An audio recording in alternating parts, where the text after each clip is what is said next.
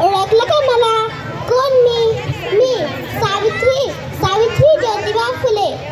ज्ञान नाही, विद्या नाही, बुद्धी असूनही चालत नाही, त्याचं म्हणावे का? होय, मी सावित्री ज्योतिबा फुले. मी 9 वर्षाची होती तेव्हा माझा विवाह ज्योतिबा फुले यांच्याशी झाला आणि माझ्या शिक्षणाचा श्री गणेश झाला.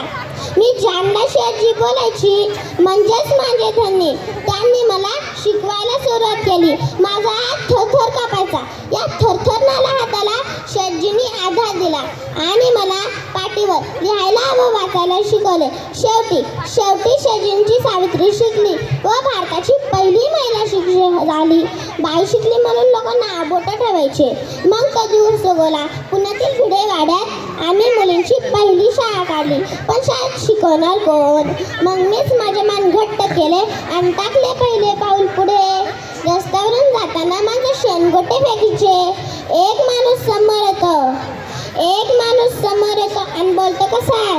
ए बाई, मागे फिरायचं नाही तर अब्रू गमशील. असा उचलला आणि दिला त्याच्या थोबाडीत ठेवून. तेव्हापासून माझ्या लोकांना वचकाच बसला.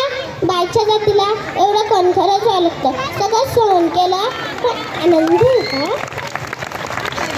पण आनंद याचा की माझ्या मुली शिकत होत्या आणि पुढे जात होत्या.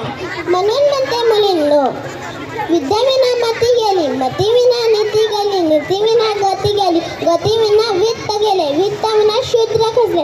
एवढे अनर्थ एका अविद्याने केले.